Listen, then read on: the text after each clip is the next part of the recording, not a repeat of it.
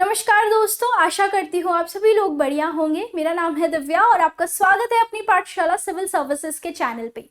आज के सेशन में हम घोस्ट शार्क्स के बारे में डिस्कस करने वाले हैं।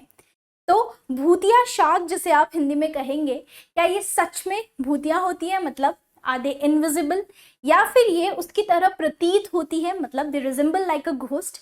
तो आइए समझेंगे, बहुत सारे क्वेश्चन है इससे रिलेटेड। हाल ही में जो बोल सकते हैं न्यूजीलैंड के जो साइंटिस्ट है, उन्होंने यहाँ पर न्यूजीलैंड के पास कैथम राइस करके एक जगह है, अभी हम उसके बारे में भी चर्चा करेंगे। वहां पर शार्क से रिजेंबल करने वाली एक प्रजाति घोस्ट शार्क्स के बारे में यहाँ पर क्या किया है, अनुसंधान किया है, रिसर्च किया है। तो आइए समझते हैं क्या है ये ghost sharks and why they are relevant for us. GS paper 3 के environmental impact assessment, new species और कंजर्वेशन के से संबंधित ये हमारा विषय रहता है। सबसे पहले न्यूज में क्यों है, चर्चा में क्यों है, क्योंकि हाल ही में विशेषज्ञों ने, रिसर्चर्स ने एक नई घोस्ट शार्क स्पीशी, मतलब एक भूतिया शार्क प्रजाति यहाँ पर आइडेंटिफाई करी है, जिसका नाम है Australasian narrow nosed spook fish और घोस्ट शार्क। मतलब एक तरह से हम देखें तो शार्क्स की तरह ही रिसेंबल करने वाली, बट इतनी ज़्यादा अवेलेबल नहीं है, इससे रिलेटेड इतना ज़्यादा डेटा नहीं है हमारे पास, बट शार्क्स की तरह ही रिसेंबल होती है। और यहाँ अगर हम बात करें तो नोज्ड स्पूक फिश, मतलब एक चोंच की तरह इनके दांत होते हैं, स्पूक फिश कही जा रही है। और ऑस्ट्रेलेशियन नैरो यहाँ पर घोस्ट शार्क कहा जाता है कि उन्हीं की तरह ये प्रतीत होती है। कहाँ पर मिली है, तो Chatham Rise region near New Zealand. New Zealand अगर आप जानते हैं तो आपके ओशियानिया जो महाद्वीप है उसका यहाँ पर तीसरा सबसे बड़ा ये देश है। ये न्यूजीलैंड की कैपिटल वेलिंगटन है। और अगर हम बात करें तो ये जो आपका देश है ये दो द्वीप पर बसा है। ऊपर वाले को नॉर्दर्न आइलैंड कहते हैं, नीचे वाले को साउथ आइलैंड कहते हैं। माउंट कुक यहाँ की सबसे ऊंची चोटी है। ये कुक स्ट्रेट है, जैसा कि आप सभी बेसिक्स जानते होंगे। अब ये जो हिस्सा है न्यूजीलैंड, ये एक्चुअली में पहले 8वां महाद्वीप हुआ करता था, जिलैंडिया, उसका हिस्सा माना जाता था, राइट। बट वो वाला हिस्सा डूब गया है और जो उभरा हुआ हिस्सा हमें दिखाई देता है वो न्यूजीलैंड है। अब न्यूजीलैंड के ही बिल्कुल ईस्ट में एक सबमर्ज्ड, एक पानी में डूबा हुआ पठार है, जिसे हम कहते हैं चैथम राइस। और चैथम राइस में अभी हाल ही में जो रिसर्चर्स ने रिसर्च की है, इसमें हमें घोस्ट शार्क, एक नई प्रजाति शार्क स्पीशीज की यहाँ पर पता लगाई है, राइट। तो ये न्यूज है हमारी जो हमें समझनी है। अब अगर हम बात करते हैं कि घोस्ट शार्क्स हैं क्या, होती कैसी हैं, तो ध्यान दीजिएगा कि इन्हें चिमेरास और स्पूक फिश भी कहते हैं। Spook fish because of their structure, जो उनकी संरचना है, और इन्हें चिमेरास भी कहा जाता है। वेरी इंपॉर्टेंट पॉइंट कि ये कार्टिलेजिनस फिश होती है। अब देखिए, आपका हमारा सबका जो ढांचा है, जैसे हम स्केलेटन कहते हैं, ये मुख्यतः मतलब majorly it is made up of bones. तो बोन्स और कार्टिलेजेस, आपने कार्टिलेजेस के बारे में भी सुना होगा। कार्टिलेजेस एक तरह का टिश्यू होता है जो बोन से फ्लेक्सिबल होता है, मतलब बहुत ही ज्यादा स्ट्रॉन्ग नहीं होता है, बहुत अच्छी इलास्टिसिटी होती है, लिक्विड की तरह होता है एक तरह से अगर हम देखें तो। अगर कोई भी मछली स्ट्रॉन्ग हार्ड बोन से बनी है तो वो बोनी फिश कहलाती है। और कार्टिलेजिनस फिश का मतलब है कि मुख्य तौर पे जो उसका स्केलेटन है, जो ढांचा है, वो कार्टिलेजेस से बना है, इसीलिए बहुत ज्यादा फ्लेक्सिबल होती हैं। अगर हम हमारी ह्यूमन बॉडी की बात करें तो आपकी बॉडी में भी फ्रिक्शन, मतलब घर्षण ना हो, रगड़ ना हो हड्डियों के बीच, तो एक टिश्यू होता है जिसे हम कार्टिलेज कहते हैं। तो cartilage is a type of tissue only, connecting tissue है, जो आपके जॉइंट्स के बीच, चाहे वो नीज के बीच में हो, आपकी कोहनियों के बीच में हो, राइट। तो मुख्य तौर से अगर हम बोन्स और कार्टिलेजेस में फर्क करें तो बोन्स हार्ड होती हैं, टफ होती हैं, इनफ्लेक्सिबल होती हैं, ज्यादा मुड़ती नहीं है। वहीं पे कार्टिलेजेस काफी ज्यादा फ्लेक्सिबल होती है, बहुत अच्छी इलास्टिसिटी होती है और ये मुड़ सकती है, राइट। तो यहाँ पर कार्टिलेजिनस फिश, इनका स्केलेटन कार्टिलेजेस से बना है और इनका संबंध शार्क से बताया जा रहा है, इसलिए हम घोस्ट शार्क कह रहे हैं। अब यहाँ पर माना जा रहा है कि जो मुख्य जो हमारी शार्क्स होती हैं उनसे अलग हो गई थी ये 400 मिलियन साल पहले, मतलब करीबन 40 करोड़ वर्ष पूर्व। जेनेटिकली इनके अंदर जो जेनेटिक्स है, जो जेनेटिक म्यूटेशन है, जेनेटिक्स का मतलब या जो जीनोम होता है उसका सीधा सा मतलब होता है जो डीएनए, ओवरऑल आपके डीएनए की जो इंफॉर्मेशन है, तो यहाँ पर उसके अंदर डाइवर्ज होने में, उसमें कुछ चीजों में बदलाव होने से ये शार्क से अलग हो गई थी, मतलब they are genetically diverge from their shark relatives. अब अगर हम बात करते हैं कि विशेषता क्या है, it has been in the news, क्योंकि तो ये काफी लंबी होती है, टेपरिंग बॉडीज है, लार्ज हेड्स है, बड़े हेड्स होते हैं, 49 इंचेस के लगभग होती है, 6 फीट से भी ज्यादा हो सकती है, और काले से लेकर पेल ब्लू और ब्राउनिश ग्रे, मतलब इनका जो कलर रहता है काला, एक तरह से दिखाई ना दे उस तरह से, ब्राउनिश ग्रे हो गया, पेल ब्लू हो गया, राइट, ब्लैक हो गया, और इनकी जो आंखें हैं वो काफी डरावनी होती है, हॉन्टिंग ब्लैक आईज है, राइट, और स्केल फ्री स्किन है। अगर हम बात करें तो अब इन्हें घोस्ट शार्क नाम देने के पीछे की क्या वजह है, क्योंकि इनकी बॉडी हमें दिखाई नहीं देती बिकॉज ऑफ देयर कलर। दूसरी चीज अगर हम बात करें तो इनकी आंखें जो है उनके अंदर इस तरह की टिश्यू होती है, टिश्यू इज मतलब बेसिकली ग्रुप ऑफ सेल्स, तो इस तरह की टिश्यूज हैं जो कि रिफ्लेक्ट करती हैं अंधेरे के अंदर।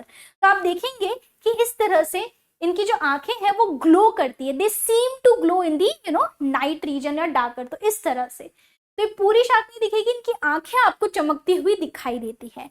तो इसके लिए यहाँ पर इन्हें बोल सकते हैं कि रिफ्लेक्टिव टिश्यूज है इनकी आंखों में, और इन जिनका जैसा इनका रिजेम्बलेंस है उस हिसाब से इनको नाम दिया है घोस्ट शार्क।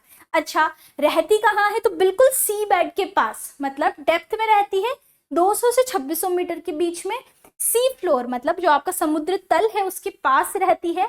ये सारे पॉइंट्स मैं क्यों बता रही हूँ, क्योंकि एग्जाम में सीधे सीधे स्टेटमेंट बेस्ड क्वेश्चन पूछे जाते हैं और उसमें आप कंफ्यूज ना हो, इसलिए जरूरी है आपको फीचर्स पता हो। अब इनकी जो डाइट है वो कहीं ना कहीं यहाँ पर शेलफिश, वॉर्म्स, जो ऑस्ट्रेलियन घोस्ट शार्क होती है उन्हीं की तरह है, और इन्हें समुद्र की तितलियां कहा जाता है। अब तितलियां क्यों, क्योंकि जिस तरह से तितलियां उड़ती है उसी तरह से ये अपनी फिन्स के साथ यहाँ पर घूमती रहती हैं। अब इतनी फ्लेक्सिबल है क्योंकि कार्टिलेजेस से बनी है, बोन्स है नहीं, हड्डी नहीं है, तो कार्टिलेजेस फ्लेक्सिबल है, इलास्टिसिटी यहाँ ज्यादा है, तो जिस तरह से वाटर में ग्लाइड करती है अपनी लार्ज पेक्टोरल फिन के साथ, तो इन्हें क्या कहा जाता है, समुद्र की तितलियां कहा जाता है। और ये एक ऐसी प्रजाति है जो अकेले रहना पसंद करती है, means they are solitary animals, they enjoy solitude. तो यहाँ पर आप देख सकते हैं कि सी बेड के पास है, और बटरफ्लाइज, ओशन बटरफ्लाइज इन्हें कहा जाता है। कंजर्वेशन स्टेटस की बात करें तो कोई भी स्पीशी एंडेंजर्ड नहीं है अकॉर्डिंग टू IUCN, बट इन्हें नियर थ्रेटेंड या फिर वल्नरेबल इस तरह से लिस्ट किया जाता है, बट इनसे रिलेटेड जो डेटा है वो बहुत ही ज्यादा इनएफिशिएंट है, तो हम इवेलुएट यहाँ नहीं कर पा रहे। अब इसके अलावा जो भी इनसे संबंधित बातें हैं वो सभी के सभी ऑस्ट्रेलियन घोस्ट शार्क्स जो होती हैं, जो इन्हीं की तरह होती हैं, राइट, उनसे संबंधित है, मतलब बिल्कुल वैसी की वैसी हैं। तो ये है ऑस्ट्रेलियन घोस्ट शार्क, राइट, जो ऑस्ट्रेलिया और ऑस्ट्रेलिया के आसपास पाई जाती हैं। तो इनकी और भी जो रिप्रोडक्शन हो गया, डाइट हो गया, ये सारा ऑस्ट्रेलियन घोस्ट शार्क की तरह होता है। तो अब हम ऑस्ट्रेलियन घोस्ट शार्क को भी समझ लेते हैं। सबसे पहले अगर हम बात करें, ये भी कार्टिलेजिनस फिश है, मतलब कार्टिलेजेस से बनी है। दूसरा, अगर हम बात करते हैं तो शार्क्स, रेज, स्कीट्स, ये कुछ दूसरे मेंबर्स हैं कार्टिलेजिनस फिश ग्रुप के। ध्यान रखिएगा, एलिफेंट शार्क, मेकोरिप, व्हाइट फिश, प्लो नोज्ड, प्लो होता है आपका पावड़ा उस तरह से, प्लो नोज्ड फिश और एलिफेंट फिश, इन नामों से भी इस शार्क फिश को जाना जाता है। तो these are some of the other names. Scientific name की बात करें तो कैलोरीहेंसिस मिली, कैलोरीहेंसिस मिली इनका क्या है, कैलोरीहेंसिस मिली इनका साइंटिफिक नेम है।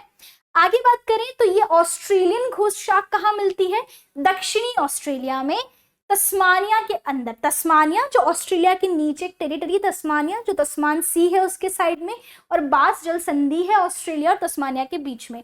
तो Tasmania, south of East Cape और न्यूजीलैंड के आसपास यहाँ पर मिलती है। अब ये शार्क नहीं है, बट ये क्या है, एक सदस्य है शार्क जैसी स्पीशीज का। तो शार्क हम नहीं कहेंगे, but they are closely related to the shark group. Features again वही है, सिल्वर कलर की होती है, राइट। और उन्हीं की तरह फिर आपकी काले और ब्राउन ग्रे कलर की आपकी जो चिमेराज है, जो भी रिसर्च करी है वैसी ही होती हैं। फीमेल्स मेल से ज़्यादा बड़ी हैं, इलोंगेटेड बॉडी है। देन दे हैव हो शेप्ड स्नाउट, राइट। और इसके अलावा अगर हम बात करें तो 3 कोन पिगमेंट्स होते हैं कलर विजन के लिए। तो मतलब कलर विजन हो सकता है ह्यूमंस को, 3 कोन विजन। इनकी जो फिन्स होती है ये ट्राइंगुलर शेप में होती है, इस तरह से अगर हम देख सकते हैं यहाँ पे। So it helps them to wave through और glide through the ocean waters. तो इन्हें भी ओशन बटरफ्लाईज मतलब समुद्र की तितलियां कहा जाता है। अगर हम बात करते हैं तो स्प्रिंग से ऑटम के टाइम पे जो भी एडल्ट मादा जो होते हैं वो माइग्रेट करके एस्चुरीज और बे की तरफ आते हैं, मतलब खाड़ी की तरफ आते हैं, जहां पर फीमेल्स अपने अंडे देती है, राइट, सैंडी वाले रीजन में। कंजर्वेशन की बात करें तो ऑस्ट्रेलियन जो घोस्ट शार्क है वो IUCN की रेड लिस्ट में एंडेंजर्ड स्पीशीज में काउंट होती है, और एंडेंजर्ड स्पीशीज में भी उन्हें लीस्ट कंसर्न वाली कैटेगरी में रखा गया है, right. So that was all about ghost shark. और घोस्ट शार्क का संबंध जिन ऑस्ट्रेलियन घोस्ट शार्क से है उनके बारे में भी हमने समझा। बहुत ही इंटरेस्टिंग न्यूज़ है, बट यू शुड रिमेंबर इनकी स्पीशीज के बारे में, साथ ही में इनका रिलेवेंस पिछली शार्क से क्यों है, फीचर्स क्या क्या रहे हैं, राइट। और दूसरी चीज जो रीजन है जहां पर ये रिसर्च की गई है, कैथम राइज नियर न्यूजीलैंड, सारी चीजें आपको यहाँ पर दिमाग में रहनी चाहिए। सो आई होप आपको ऐसी ये न्यूज़ पसंद आई होगी। अगर आपने अभी तक हमारे चैनल को सब्सक्राइब नहीं किया है तो please press the subscribe button, and if you have like the session please press the like button as well. जो भी फीडबैक हो वो आप कमेंट में आप दे सकते हैं। पूरे कंटेंट को एक्सेस करने के लिए, पढ़ने के लिए आप वेबसाइट अपनी पाठशाला.com पर विजिट करें और करंट अफेयर्स के सेक्शन पे जाके रीड कर सकते हैं। Thank you so much everyone for watching. Have a nice day.